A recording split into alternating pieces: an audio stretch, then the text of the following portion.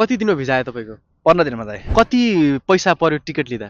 63,000। UK पुगेपछि immigration अफिसले के question गर्यो तपाईँलाई? मलाई चाहिँ वाइ युके र अनि त्यति नै वेलकम मात्र, एउटा क्वेसन मात्र। कस्तो फिल भयो भिजा अफिसरले तपाईँको पासपोर्टमा छाप हानेर तपाईँलाई वेलकम युके भनिसकेपछि? एकदमै खुसी लाग्यो त दाइ, त्यो त वेटिङ नै त्यसको थियो। रुममा कसरी जानुभयो? रुम चाहिँ हामी बाई बस नै आएको। कसरी पैसा तिर्नुभयो?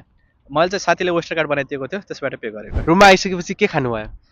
त्यो दिन चाहिँ अब अरू पुरानो दाइहरूले खाना बनाएर राख्नु भएको थियो, त्यही नै खाएको खाना चाहिँ। कस्तो खाना कस्तो लाग्यो तपाईँलाई? खाना चाहिँ एकदम आउने दिन नै मासु भातले वेलकम थियो। काम कति दिनमा पाउनुभयो? मेरो 15 दिनमा। कसरी पाउनुभयो? डोर टु डोर नै पाएको। कति दिन डोर टु डोर गरेपछि काम पाउनुभयो? लगभग 10-15 दिन चाहिँ डोर टु डोर गरिसकेपछि 15 दिनमा चाहिँ काम पाएको। फर्स्ट दिन तपाईँ डोर टु डोर जाँदाखेरि काम नपाउँदाखेरि कस्तो फिल भयो?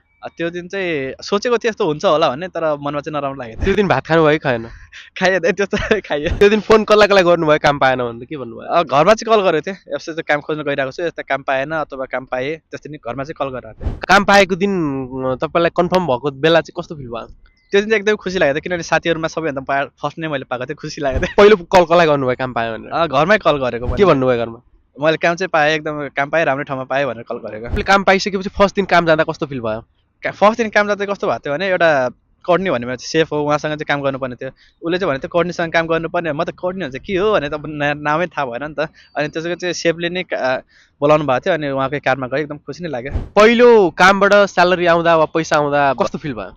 एकदम खुसी लागेको थियो, किनभने एकैचोटि मोर देन 100 एमाउन्ट नै पाउँदा चाहिँ खुसी नै लागेको थियो, किनभने ठ्याक्क नेपालीमा क्यालकुलेट भइहाल्छ नि त। यति धेरै पैसा है, एक हप्तामा काम गरेँ यति धेरै पैसा भन्ने भएको थियो। के गर्नुभयो पैसा आइसकेपछि? पैसा आइसकेपछि चाहिँ मैले फर्स्ट चाहिँ घरमा कल गरेँ, पैसा यसरी पैसा आयो, अनि त्यसपछि अब यताको आफ्नो ग्रोसरी यता खर्चहरू चाहिँ सेभिङको लागि राखेको। स्पेसल मेसेज के छ स्टुडेन्टलाई?